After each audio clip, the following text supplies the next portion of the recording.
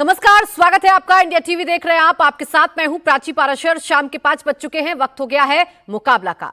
दिल्ली के मुख्यमंत्री अरविंद केजरीवाल चुनाव प्रचार में व्यस्त हैं। 2 जून को वापस उन्हें तिहाड़ जाना है। जब केजरीवाल प्रचार के लिए बाहर आए तो लगा कि आम आदमी पार्टी को इसका माइलेज मिलेगा, लेकिन हुआ इसके उल्टा। एक तरफ जहां अचानक वोटर्स के बीच से सिंपैथी का इश्यू छूमंतर हो गया, तो दूसरी तरफ केजरीवाल एक के बाद एक मुश्किलों में घिरते चले गए। अब मनीष सिसोदिया की जमानत याचिका पर सुनवाई करते हुए दिल्ली हाईकोर्ट ने जो टिप्पणियां की हैं, वो केजरीवाल और उनके दावों को वाकई डेंट करती नजर आ रही हैं। हाईकोर्ट ने मनीष सिसोदिया को जमानत देने से इनकार करते हुए जो बातें कही, उसने बीजेपी को मौका दे दिया केजरीवाल एंड कंपनी पर जोरदार अटैक करने का। हाईकोर्ट ने लिकर पॉलिसी के कॉम्प्रोमाइज होने की बात कही। साथ ही मनीष सिसोदिया का अपने 2 मोबाइल फोन को क्रश कर देने का, सबूतों से छेड़छाड़ करने तक की बात कही गई। अब तक आम आदमी पार्टी जिस शराब घोटाले से पल्ला झाड़ने की हर कोशिश कर रही थी, अब उनके लिए ये कर पाना मुश्किल दिखने लगा है। हालांकि आम आदमी पार्टी अभी भी इसे बीजेपी का एजेंडा बताकर मामला घुमाने की कोशिश जरूर कर रही है, लेकिन ये कितना असरदार होगा, ये कह पाना मुश्किल है। सवाल यह है कि क्या केजरीवाल की सारी थ्योरी ध्वस्त हो गई? क्या मोबाइल फोन नष्ट करना इशारा है कि मामला गड़बड़ है? इन्हीं सवालों पर होगा मुकाबला, लेकिन पहले सुनिए बीजेपी और आम आदमी पार्टी की ओर से दिए गए बयान। दिल्ली उच्च न्यायालय ने जो कुछ कहा है मनीष सिसोदिया के केस में, वो केजरीवाल जी के इस दावे पर तमाचे से कम नहीं है। ये सत्ता के गंभीर दुरुपयोग और विश्वास को क्षरण करने के समकक्ष है। यानी नीति का निर्धारण उनके स्वयं के द्वारा गठित विशेषज्ञ समिति से को दरकिनार करके किया गया। अब केजरीवाल जी बताइए, ये तो प्रोसीजर्स के बारे में कोर्ट की टिप्पणी हो रही है। दिल्ली को दारू के दरिया में डुबोने के लिए आपने जो प्रक्रिया एडॉप्ट की थी, वो कंप्रोमाइज हुई, वो साफ कहा। तो 2 ऐसे फोन जो वो प्रयोग कर रहे थे, प्रोड्यूस करने में सफल नहीं हुए। उन्होंने कहा कि वो डैमेज हो गए हैं और इसलिए साक्ष्यों के साथ छेड़छाड़ और उन्हें प्रभावित करने की संभावना पूरी तरीके से बनी हुई है, इसलिए बेल नहीं दी जा सकती है। ये मुझे लगता है केजरीवाल जी की स्वघोषित छवि जो भी वो बनाने का प्रयास कर रहे हैं, उस पे इससे बड़ा डैमेज नहीं हो सकता। दिल्ली हाईकोर्ट ने एक ऑर्डर दिया है जो मनीष सिसोदिया जी की जमानत की अर्जी थी, उसको खारिज किया है। हम हाईकोर्ट का सम्मान करते हैं, लेकिन हम हाईकोर्ट के फैसले से सम्मानपूर्वक असहमत हैं। हम इसलिए असहमत हैं क्योंकि ये पूरा तथाकथित शराब घोटाला एक राजनीतिक षड्यंत्र है, भारतीय जनता पार्टी का राजनीतिक षड्यंत्र है, आम आदमी पार्टी पर हमला करने का राजनीतिक षड्यंत्र है और आम आदमी पार्टी को कुचलने का और क्रश करने का एक राजनीतिक षड्यंत्र है। तो हाईकोर्ट ने कुछ ऐसी टिप्पणियां की हैं जिससे एक बार फिर भारतीय जनता पार्टी को मौका मिला है। अरविंद केजरीवाल उनकी पार्टी पर हमला बोला जा रहा है और एक बार फिर अरविंद केजरीवाल और उनकी पूरी पार्टी से राजनीतिक साजिश बता रही है। आइए करते हैं मुकाबला की शुरुआत। हमारे साथ हैं खास मेहमान धीरेन्द्र कुमार, हमारे साथ हैं प्रवक्ता एलजेपीआर के प्रियंका कक्कर है हमारे साथ, आम आदमी पार्टी के प्रवक्ता, और घनश्याम तिवारी हैं समाजवादी पार्टी के प्रवक्ता। थोड़ी ही देर में हमारे साथ भारतीय जनता पार्टी के प्रवक्ता सुधांशु त्रिवेदी जी भी जुड़ जाएंगे। फिलहाल आप सभी का बहुत बहुत स्वागत है। प्रियंका कक्कर जी, आप ही से शुरुआत कर रही हूं। हाईकोर्ट के फैसले से सहमत होना या असहमत होना आपका अधिकार हो सकता है, लेकिन जो टिप्पणी कोर्ट ने की उन पर तो कम से कम प्रतिक्रिया आप लोगों को देनी पड़ेगी। उसे तो कम से कम आप राजनीतिक नहीं बता सकती हैं, उसमें तो कम से कम बीजेपी का कोई लेना देना नहीं हो सकता है। प्राची जी, मैं सभी को नमस्ते।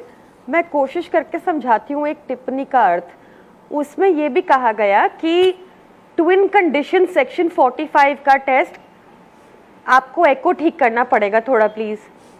मैं ठीक कराती हूँ प्रियंका जी, आप बोलिए इतने।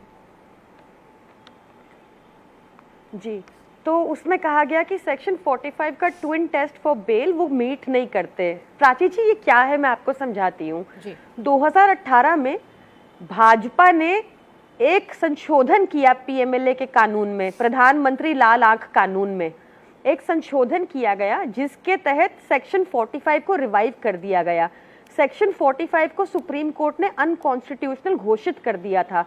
इस सेक्शन के तहत ये है कि जब तक केस पूरा नहीं हो जाता आपको गिल्टी ही माना जाएगा। हमारा कानून कहता है कि you are innocent until guilty, पर यह संशोधन ने किया गिल्टी अंटिल प्रूवन इनोसेंट, और आपको बेल तभी मिलेगी जब आपका पूरा केस सुन लिया जाएगा। ये एक सेक्शन है। दूसरा क्या होता है पीएमएलए में, दो ही कंडीशन में बेल हो सकती है, या तो पूरा केस खत्म हो चुका हो या फिर ईडी चुप्पी बना ले, बेल के टाइम आपत्ति ना करे। ईडी ने कब चुप्पी साधी और आपत्ति नहीं की? जब शरद रेड्डी ने 60 करोड़ भाजपा को पहुंचा दिए अपने अरेस्ट के बाद, उसके बाद उसकी बेल हुई, उसके बाद उसको सरकारी गवाह बनाया और उसने अरविंद केजरीवाल जी के खिलाफ बयान दिया। उस टाइम पर ईडी उनकी बेल पर आपत्ति नहीं करती। और कब ईडी ने आपत्ति नहीं की थी? जब छगन भुजबल भाजपा में ज्वाइन हो गए तो ईडी ने कोर्ट में कहा कि फाइलें खो गई, केस बंद कर दो। कब इनकी इन्वेस्टिगेशन एजेंसी आपत्ति नहीं करती? जब अजीत पवार, जिसको 70,000 करोड़ का घोटालेबाज प्रधानमंत्री बताते थे, उसको 2 दिन बाद वित्त मंत्रालय दे दिया भाजपा में, और ईओडब्ल्यू ने इकोनॉमिक ऑफेंस विंग ने क्लीन चिट दे दी उनको अभी 3 हफ्ता पहले। ऐसे केसेस में ईडी आपत्ति नहीं करती या इनकी इन्वेस्टिगेशन एजेंसी बंद कर देती है मामले। आज जो भी ईमानदार है जी, वो जेल की सलाखों के पीछे है, और जो भी भ्रष्टाचारी है वो भाजपा में धुल चुका है। प्रियंका जी, एक सवाल है। देखिए, मनी लॉन्ड्रिंग का केस हम पे लगाया है। प्रियंका जी, एक सवाल है मेरा। आप ईडी पर सवाल खड़े कर सकते हैं, भारतीय जनता पार्टी पर सवाल खड़े कर सकते हैं, लेकिन मैं हाई कोर्ट की उस टिप्पणी की बात कर रही हूं जो हाई कोर्ट ने मनीष सिसोदिया जी की जमानत याचिका को या बेल एप्लीकेशन को खारिज करते हुए कही है। ये केस सत्ता के दुरुपयोग का केस है। एक टिप्पणी ये की गई है कि भाई 2 फोन थे मनीष सिसोदिया के पास, उन्होंने पेश नहीं किए, इससे फोन डैमेज होने का दावा हो सकता है, और इस संभावना को भी नहीं नकारा जा सकता कि सिसोदिया सबूतों से छेड़छाड़ कर सकते हैं। ये टिप्पणी हाईकोर्ट की कितनी महत्वपूर्ण है? ईडी पर आप सवाल उठाइए, भारतीय जनता पार्टी पर उठाइए, लेकिन कोर्ट भी तो कम से कम इन बातों को मेंशन कर रहा है ना प्रियंका जी। देखिए, क्या है कि मैं इन्हीं कोर्ट की आपको 1000 जजमेंट दिखा सकती हूँ जो सुप्रीम कोर्ट जाकर ओवररूल हो गई, और सम्मान है पूरा कोर्ट का, पर एट द सेम टाइम ये जजमेंट से हम अग्री नहीं करते। इसमें आपको एक बहुत महत्वपूर्ण बात बताती हूँ प्राची जी। केस है मनी लॉन्ड्रिंग का, यानी कि पैसे काले धन को सफेद किया। मनी लॉन्ड्रिंग होता है काले धन को सफेद किया और उससे कुछ प्रॉपर्टी खरीद ली। ठीक, आज तक मनी ही नहीं मिला, लॉन्ड्रिंग का सवाल ही नहीं पैदा होता। आपको अगर हमारी पॉलिसी नहीं पसंद, ये हो सकता है, इस पे चर्चा करी जा सकती है। आपको हो सकता है हमारे नेता ना पसंद हो, इस पे चर्चा करी जा सकती है, पर मनी लॉन्ड्रिंग के केस में फोन नष्ट किया, फलाना किया, पॉलिसी खराब थी, ये सब बातें मायने नहीं रखती। Where is the money, where is the criminality Prachi ji, ये बहुत महत्वपूर्ण है, और सुप्रीम कोर्ट पे निश्चित जाकर हमें न्याय मिलेगा। प्रियंका जी, से अपने लिहाज से आप जरूर देख सकती हैं, लेकिन ये टिप्पणी को भारतीय जनता पार्टी ने हथियार तो बनाया है और इसीलिए आप पर हमले भी बोले जा रहे हैं। धीरेन्द्र कुमार जी, कुछ भी मायने नहीं करता है, क्योंकि हाईकोर्ट के कई बार जो फैसले हैं, मुद्दे है कहाँ? एक सेकंड प्राची जी, मुद्दे है कहाँ? ठीक, एक सेकंड। हाईकोर्ट की जितनी भी टिप्पणियां हैं वो सुप्रीम कोर्ट में जाकर कई बार बदल जाया करती हैं। पीएमएलए यानी कि मनी लॉन्ड्रिंग का ये मामला है, आप मनी ट्रेल अभी तक ईडी पकड़ नहीं पाई है। सिर्फ फोन को जरिया बनाकर मनीष सिसोदिया पर बेवजह अटैक करना चाहती है भारतीय जनता पार्टी, ये आरोप है आम आदमी पार्टी का। प्राची जी, प्रियंका जी वकील भी हैं, ये बड़े अच्छे से समझा रही थी, लेकिन जब इन्हीं के नेता संजय सिंह निकलते हैं या केजरीवाल जी को बेल मिलता है, तब तो कहते हैं, यही आके कई बार आपके चैनल पे बोली है कि कोर्ट ने भी माना है कि इसमें कुछ नहीं पकड़ा गया है इसलिए बेल दिया गया है। तो दोनों तरह की वकालत आपके चैनल पर आके तो यही लोग कर रहे हैं।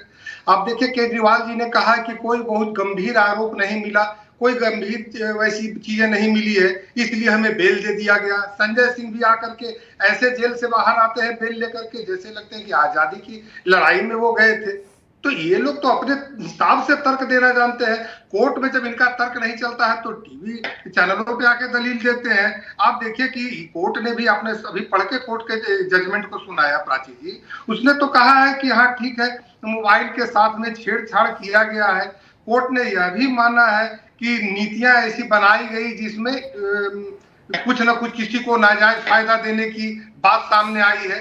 अगर इसी को घोटाला कहा जाता है तो फिर यही घोटाला है ना कि कोई और चीज को घोटाला कहा गया है। शराब के लिए ही नीति को बदल करके इन लोगों ने पैसे कमाए हैं और उसी पैसे का दुरुपयोग करके आज ये चुनाव में यहाँ वहां खर्च कर रहे हैं। कोई और दूसरा पॉइंट ये है ना, धीरेन्द्र जैन का पॉइंट ये है, जो सबसे वैलिड पॉइंट और जो आम आदमी पार्टी उठाती है वो ये कि इतने दिन हो गए इसको पूरी जांच को शुरू होते होते, एक के बाद एक इनके नेताओं को जेल में डाला, इनके जो करीबी हैं उनको जेल में डाला, लेकिन पैसा कहाँ है ये अभी तक नहीं पता चल पाया। तो वो पैसा मिलेगा तब तो ना मानेंगे ना ये कि शराब घोटाला हुआ, पैसे का मिसयूज हुआ, पैसे का हेरफेर हुआ।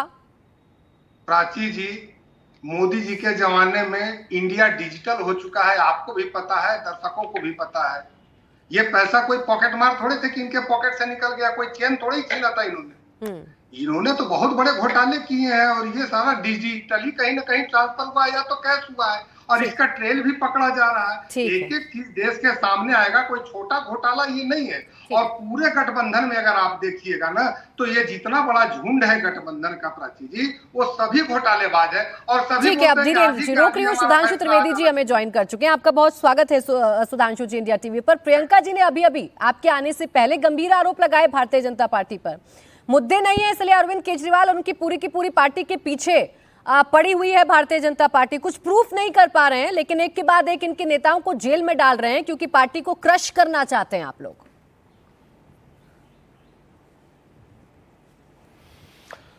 देखिए, आम आदमी पार्टी के वादों को, दावों को कितनी गंभीरता से लिया जाए इसी से समझ में आ सकता है। इन्होंने कहा कि केजरीवाल जी ने कहा कि उनके ऊपर केस फर्जी है, जबकि नियमानुसार वो बाहर निकलकर अपने केस के बारे में टिप्पणी नहीं करेंगे, ये सर्वोच्च न्यायालय ने कहा था। पर आज जो हाई कोर्ट ने कहा कि बिल्कुल prima fascia integrity of decision making, यानी जो निर्णय लिया गया उसकी प्रामाणिकता पूरी तरीके से संदिग्ध है। चलिए, आपको न्यायालय को लेकर जो मन में हो तो हम मान लें। ये केजरीवाल जी जब इनके ऊपर ये जेल गए तो इन्होंने कहा मेरे ऊपर केस गलत है, मैं मानता हूं, इसलिए मैं रिजाइन नहीं करूंगा। तो सवाल उठता मनीष सिसोदिया से क्यों रिजाइन करवाया था?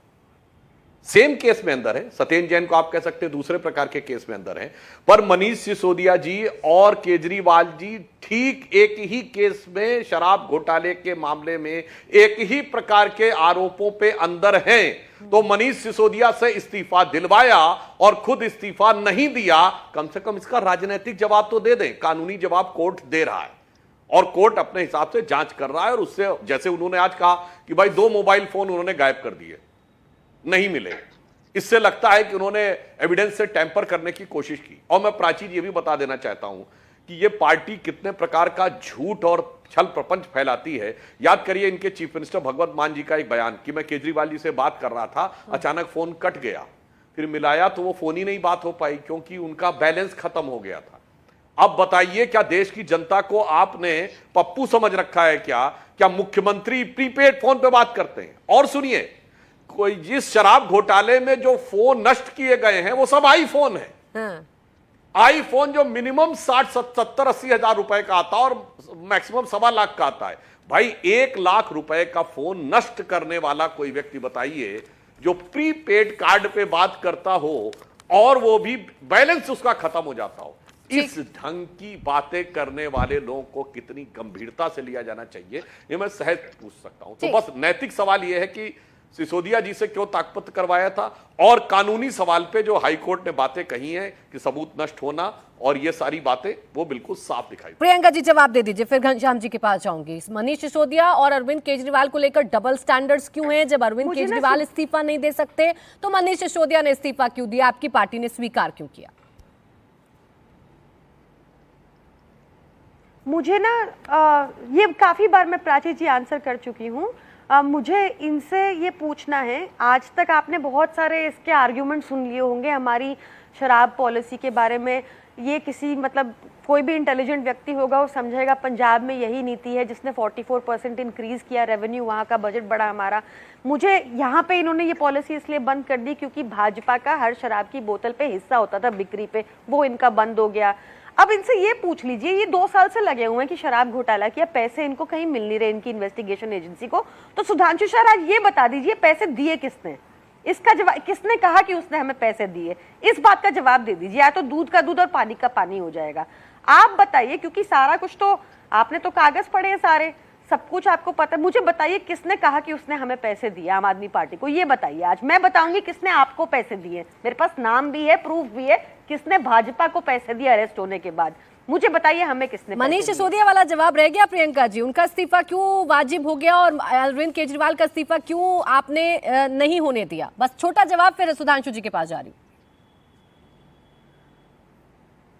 हाँ ठीक है प्राची जी, देखिए जो पीएमएलए कानून है ना, वो बहुत ही पेचीदा कानून है, जिसको इन्होंने जब संशोधन किए तो भाजपाइयों के बयान के आधार पर आप किसी को भी अंदर करते रहते हैं।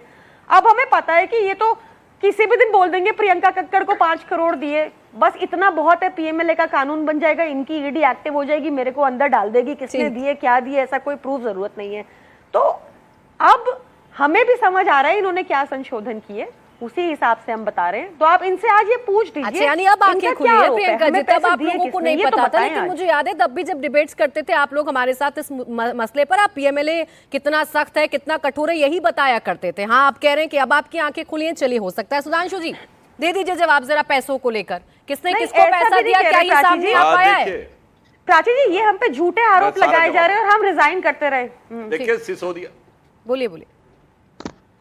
नहीं, सिसोदिया जी के ऊपर जवाब नहीं आया। किसने पैसे दिए सर बताइए, आज सब सुनना चाहते हैं। गुर्रा कर चिल्ला के कहते थे कड़े से कड़ा कानून होना चाहिए। जो ये जैसे लोकपाल कानून की बात कर रहे थे उसमें तो आरोप लगाने वाला, जांच करने वाला, निर्णय सुनाने वाला सब एक होना चाहिए था। वो आज कहते हैं कि ये कानून, तो मैं प्रियंका जी से पूछना चाहता हूं, ये वक्फ बोर्ड का भी तो कानून यही है। अगर वक्फ बोर्ड किसी की संपत्ति पे दावा कर दे कि ये वक्फ बोर्ड की है, तो अब आपको साबित करना कि वक्फ बोर्ड की नहीं है। आप कोर्ट नहीं जा सकते, ऐसा ही कानून है।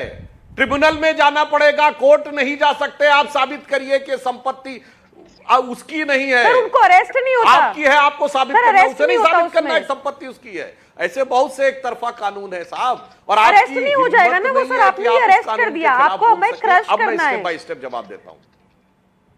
अरे भाई आप बताइए किसने पैसे दिए हमें, बताइए। सुनिए, ये कोई नया लॉजिक, अब हम स्टेप, अरे जवाब दे रहे, मैं आपको डिस्टर्ब नहीं कर रहा था बिल्कुल। अरे भाई वो कस्टडी में ये जांच एजेंसियों का काम है। विजय नायर से लेके तमाम लोगों ने पैसे के सबूत तक दिए हैं, और गोवा के चुनावों में लोगों ने एक्सेप्ट किया है कि कैश में पैसा आया है। बहुत सारा ट्रेल है, हाईकोर्ट ने ऐसे ही टिप्पणी नहीं कर दी है। मगर मैं दर्शकों के लिए कहना चाहूंगा कि केजरीवाल जी देश के पहले मुख्यमंत्री नहीं है जो अरेस्ट हुए हैं।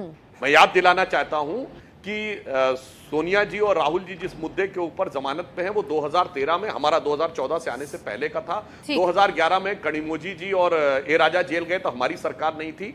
2010 में सुरेश कालमाड़ी जेल गए, 2008 में मधु कौड़ा, 2009 में 2006 में शिबू सोरेन, ये भी लोग मुख्यमंत्री थे, दोनों जेल गए। जयललिता और करुणानिधि जेल गए। ठीक है सर। जयललिता 96 में और करुणानिधि 2000 में, लालू प्रसाद यादव 97 में। ए भैया हमारी सरकार नहीं थी। 94 में झारखंड मुक्ति मोर्चा रिश्वत कांड हुआ, 87 में राजीव गांधी पे बोफोर्स का आरोप लगा, 90 में एफआईआर हुई। मैं ये क्यों याद दिला दे रहा हूं, ये सब 2014 से पहले के खेल के खिलाड़ी हैं। मगर इन सब ने यही डायलॉग बोला था जो प्रियंका जी बोल रही हैं। लालू प्रसाद यादव ने भी कहा था हमारे खिलाफ ठीक है सर, कुछ मिला नहीं है, इनका तो आरोप यही है। यही शिबू सोरेन ने कहा था हमारे खिलाफ केस झूठा है, राजनीति से प्रेरित है। और तभी चिल्ला कर केजरीवाल जी ने कहा था फलाना करप्ट है, ये बेईमान है, ये कार्रवाई को लेकर ये सवाल उठते हैं। घनश्याम तिवारी जी भी, एक सेकंड सुधांशु, कौन सा अंतर रह गया? एक सेकंड, घनश्याम तिवारी जी इसी सुर में सुर मिलाते हैं और वो भी कहते हैं इंडिया गठबंधन के साथ खड़े होकर कि जो भी कार्रवाई विपक्ष के नेताओं पर हो रही है वो गलत हो रही है। घनश्याम तिवारी जी ऐसा ही है ना? अभी जो कहा कोर्ट की जो टिप्पणी है, हाई कोर्ट की जो टिप्पणी है मनीष सिसोदिया के मामले में, उसे भी आप इनकार कर देंगे, डिनाई कर देंगे, कह देंगे नहीं हमारे हिसाब से नहीं है? नमस्कार प्राची जी, आपको, दर्शकों को और को पैनलिस्ट को। कोर्ट को भगवान हम मानते थे, लेकिन भारतीय जनता पार्टी ने जो दुर्दशा की है उसमें हम क्या देखते हैं? रंजन गोगोई जिनके ऊपर महिला उत्पीड़न का मामला हुआ, वो निकलते ही चीफ जस्टिस से रिटायर होते ही भारतीय जनता पार्टी के एमपी बन गए। अभिजीत गांगुली हाईकोर्ट का जज रहते हुए वो उन्होंने इस्तीफा दिया, भारतीय जनता पार्टी के एमपी बने के कैंडिडेट हैं, और केवल कैंडिडेट नहीं है, वो एक चुनी हुई मुख्यमंत्री का दाम तय कर रहे हैं। कहते हैं ममता बनर्जी जी से आपका दाम कितना? ये भारतीय जनता पार्टी का चाल चरित्र चेहरा है, ताकि इलेक्शन कमीशन को उनको बार करना पड़ा। इसी तरीके से रंजन दास जो रिटायर हो रहे हैं, चित्तरंजन दास कहते हैं मैं बचपन से आरएसएस का सदस्य था, यहां से रिटायर होने के बाद भी आरएसएस का सदस्य हूं। ये तो हुई कोर्ट की बात। रही बात भ्रष्टाचार की, एन बीरेन सिंह मणिपुर में प्रधानमंत्री की जाने की हिम्मत नहीं हो रही है। वहां बेटियों को निर्वस्त्र करके घुमाया गया, पुलिस के पास बेटियां गई, पुलिस ने उसे भीड़ के हवाले सौंप दिया, ये सीबीआई कहती है। प्रधानमंत्री की 1 साल से जाने की हिम्मत नहीं है, लेकिन वो मुख्यमंत्री आज भी बना हुआ है। प्रेस रिपोर्ट ने कहा इसके आतंकवादियों से साठगांठ है। Himanta Biswa Sharma, Bharatiya Janata party white pepper black pepper जो भी पेपर लेकर के आई थी, मुख्यमंत्री बने हुए हैं। Ajit Pawar de facto CM deputy CM बने हुए हैं। तो ब्रजभूषण शरण सिंह आज भी जेल में नहीं है। प्रज्वल रेवन्ना विदेश में गुलछर्रे उड़ा रहे हैं। मेहुल चोकसी, जितने लोग भारतीय जनता पार्टी के समर्थक हैं, पोषक हैं, वो तो बड़े से बड़े अपराध करके वो भारतीय जनता पार्टी के साथ कंधे से कंधा मिला के खड़े हुए हैं। ठीक है। अब आते हैं भ्रष्टाचार में। मेरी आखिरी बात भ्रष्टाचार पर। आज ही अखबार में खबर छपी है, अंतर्राष्ट्रीय जो संस्था है जो कि हर तरह के अंतर्राष्ट्रीय भ्रष्टाचार को उजागर करती है, जिसका नाम है organised crime and corruption reporting project, जो कि पत्रकारों की संस्था है, कहती है कि मोदी जी के मित्र अडानी जी ने कोयला खरीदा, $28 का कोयला खरीदा प्रति टन, उसको लगभग $100 का किया प्रति टन। एक सेकेंड। और उसके बाद ऐसा 3.1 मिलियन टन भारत सरकार को बेचा, और जो लो ग्रेड कोयला है वो हाई ग्रेड में बेचा, 12,000 करोड़ का मुनाफा कमाया। ये बताइए कि क्या हाई कोर्ट इसको पता करेगा? मोदी जी इसको पता करेंगे? सुधांशु जी इसको पता करेंगे? एक सवाल का जवाब दे दीजिए, फिर ये सवाल का जवाब सुधांशु जी देंगे। आप चूंकि उनसे सवाल पूछ रहे हैं, अभी आपने कोर्ट को लेकर जो शुरुआत में कहा कि कोर्ट को पहले हम भगवान मानते थे, लेकिन भारतीय जनता पार्टी की वजह से आपका विश्वास डगमगा रहा है, तो ये तभी क्यों होता है जब आपके खिलाफ फैसले जाते हैं? जब आपके पक्ष में फैसले चले जाते हैं तो बड़ा निष्पक्ष हो जाता है कोर्ट, बड़ा अच्छा होता है, हमारी न्यायपालिका सबसे ऊपर होती है, आप लोग बड़ा तालियां बजाते हैं और बड़ा स्वागत करते हैं कोर्ट के फैसले का।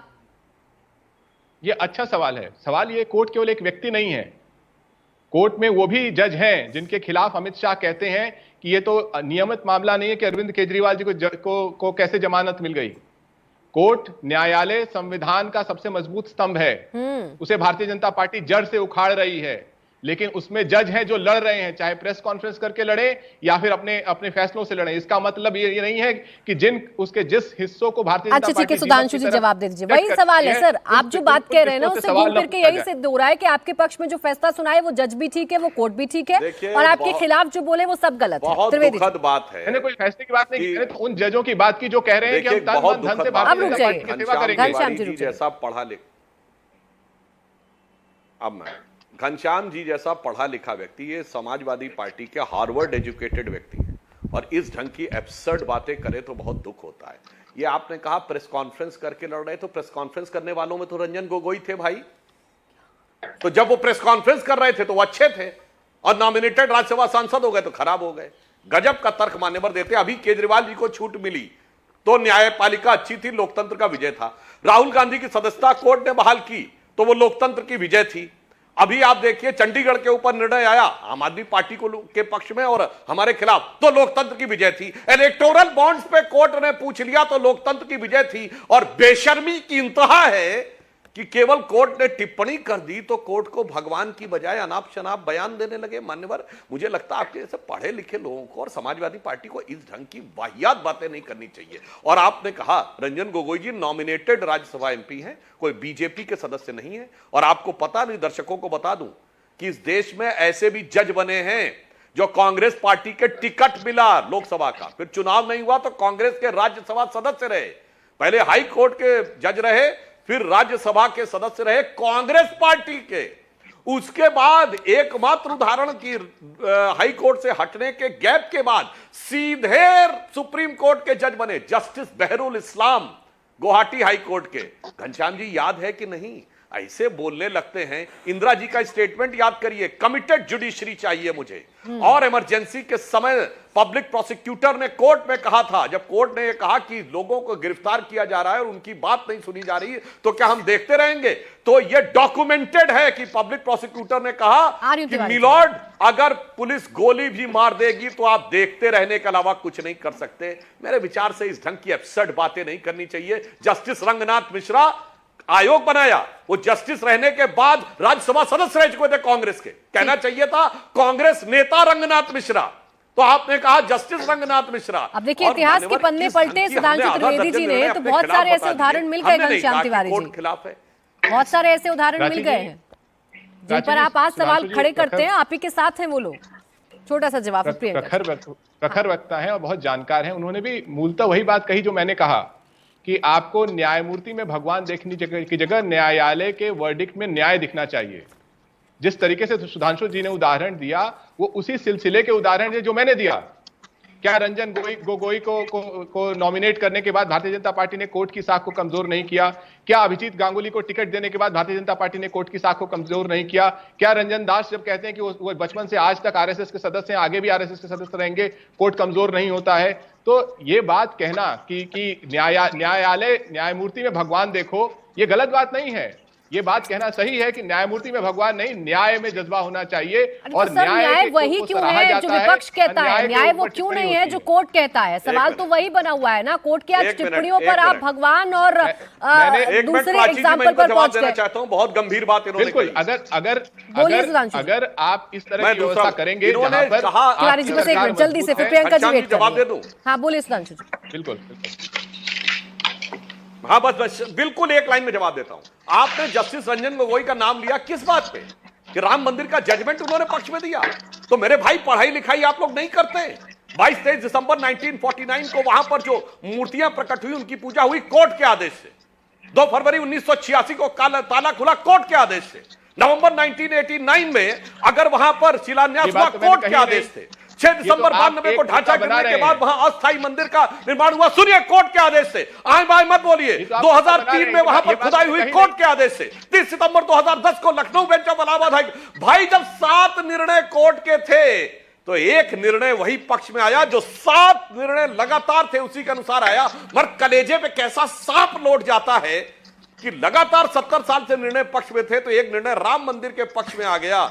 तो वो जो दिल की ठीक है, देखिए यही बात तो प्रियंका जी भी उठा रही है। घनश्याम तिवारी, देखिए सारा का सारा मामला ना कोर्ट के इर्द गिर्द घूमता हुआ नजर आएगा। अरविंद केजरीवाल, उनकी पार्टी भारतीय जनता पार्टी के पार्टी के सारे निर्णय गैर भाजपा शासनकाल में आए।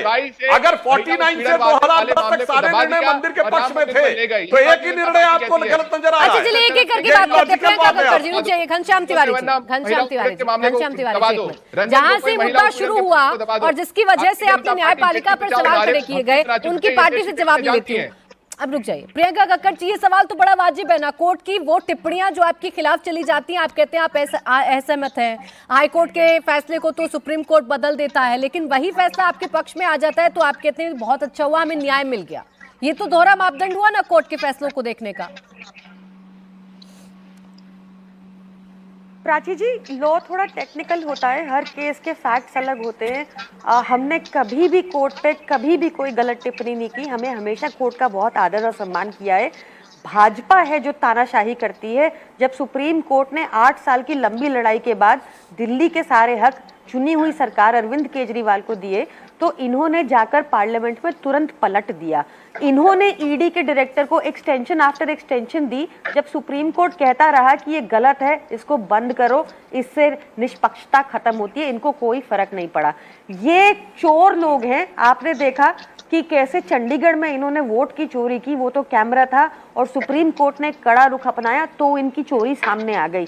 ये लोग इस पर जवाब नहीं देंगे, इनको टिप्पणियों पे बात करनी है। इनसे पूछिए तो सुप्रीम कोर्ट की जजमेंट कौन पलटता है, इनसे पूछिए। मैंने आपसे पहले भी सुधांशु जी को बहुत टाइम मिला और मेरे को मेरे जवाब का आंसर नहीं मिला कि ये मुझे बताएं कि आम आदमी पार्टी को किसने पैसा दिया। साउथ लिकर लॉबी के किंगपिन ने तो आपको पैसा दिया है। मुझे तो आज तक ये समझ नहीं आया किसने पैसा दिया, आप ये बता दें।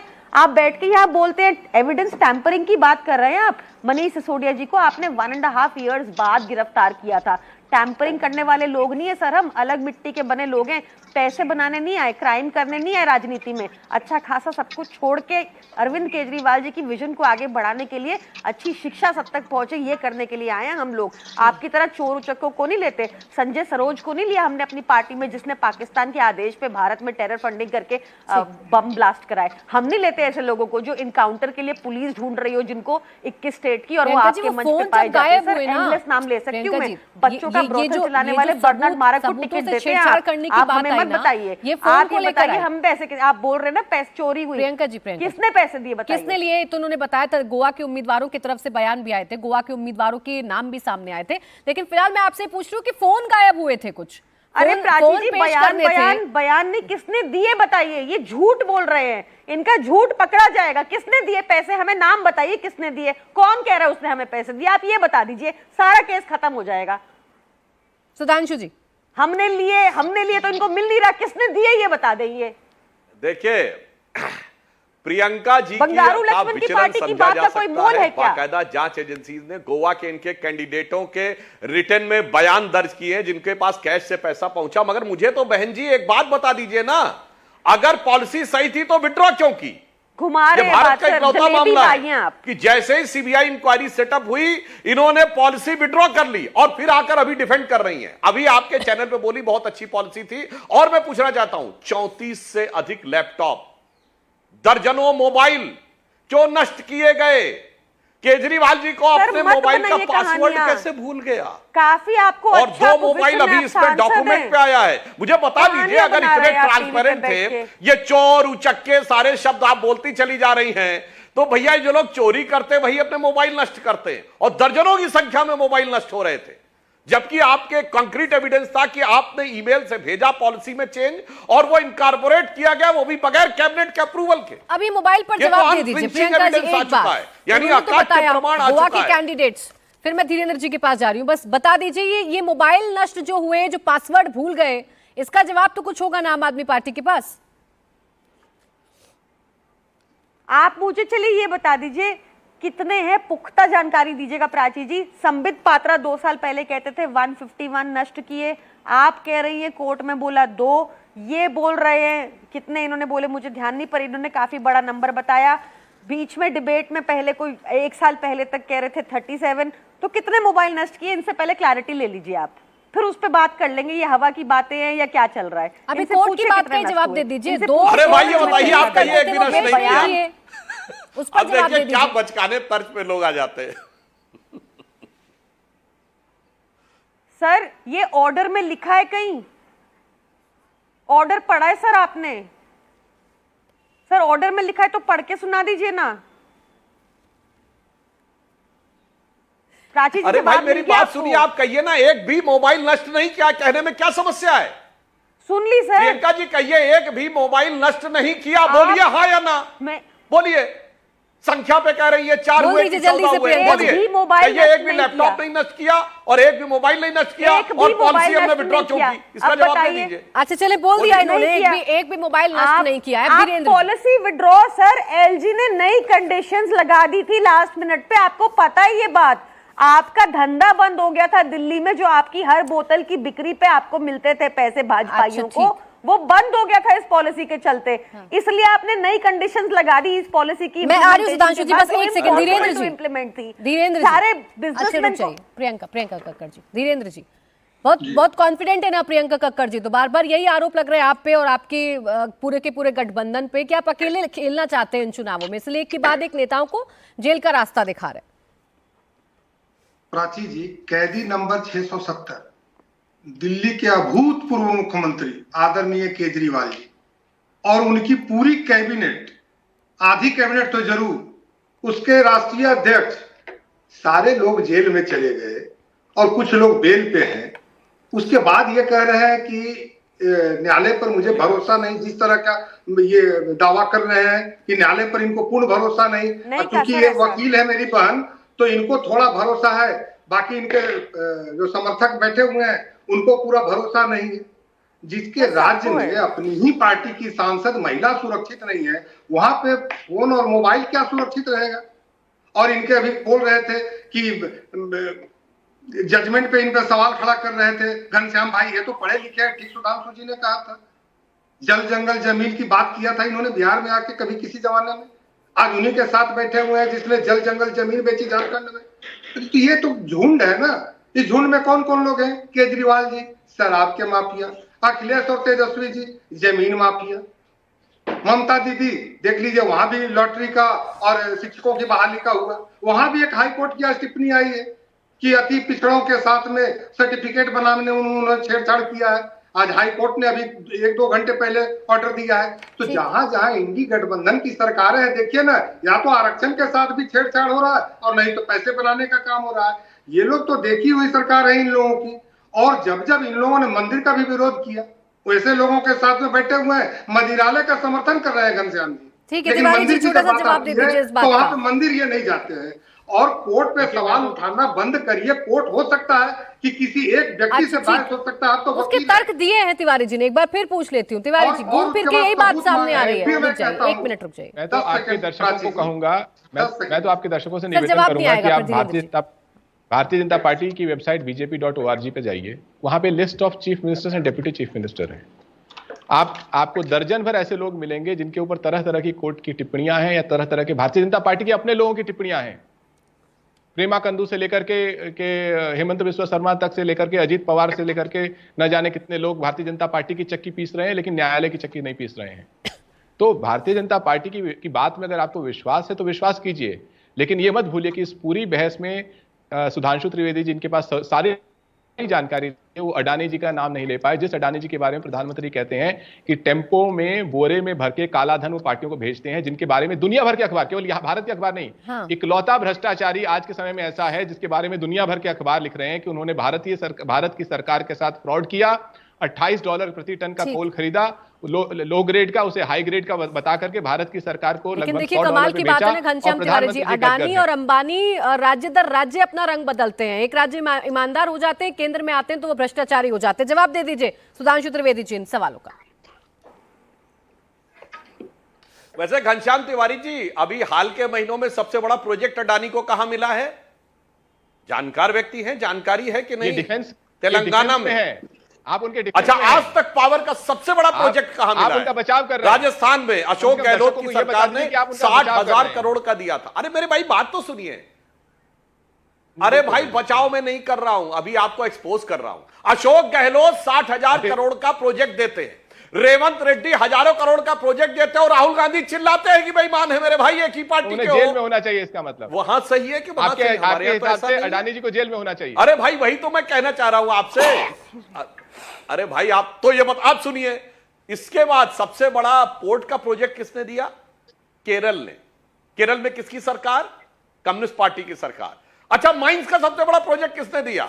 छत्तीसगढ़ में भूपेश बघेल की सरकार ने। मेरे भाई कुछ तो जानकारी ले लिया करो। उसके बाद घोटाला किया कि नहीं किया ये बताइए ना। अच्छा सुनिए, पश्चिम बंगाल में सबसे ज्यादा इन्वेस्टमेंट किसका? अडानी का। पश्चिम बंगाल में ममता बनर्जी में सबसे ज्यादा इन्वेस्टमेंट किसका? देखिए आपने अपने टर्न पे बोली है, मान्यवर आपने अपने टर्न पे बोली है। अच्छा घनश्याम तिवारी जी, आपके बीच में वो नहीं बोल रहे थे कि या तो इधर आप बेईमान भी कहते हैं, इधर घोटाला चिल्लाना है और पीछे से इन्वेस्टमेंट अंदर लाना है। ये होता दोहरा चरित्र। अच्छा चलिए ठीक है सुधांशु जी, बीच में रोक रही हूँ आपको। सुधांशु जी बीच में रोक रही हूँ आपको क्योंकि समय यही है। घनश्याम तिवारी जी ने कहा तो मैं बिल्कुल कहना चाहता हूं, हमारे बहुत से चीफ मिनिस्टर्स और एक्स चीफ मिनिस्टर्स के ऊपर बहुत से मुकदमे थे। कल्याण सिंह जी के ऊपर भी था, उमा भारती जी के ऊपर भी था, डॉक्टर मुरली मनोहर जोशी के ऊपर भी था, अडवाणी जी के ऊपर भी था। बहुत सारे फर्जी मुकदमे आपने किए थे, मगर आप लोग तो इतने महान हैं कि आतंकवादियों से आपकी सरकार ने केस विड्रॉ किए थे। कल्याण सिंह जी की मृत्यु हुई और नहीं गए अखिलेश यादव और मुख्तार अंसारी के घर के ऊपर गए। वो केस वेस थोड़ी था, वो तो अच्छा ठीक है सुधांशु जी, मेरे पास समय बस इतना ही था। बीच में रोक रही हूँ आपको। आप सभी का बहुत बहुत शुक्रिया।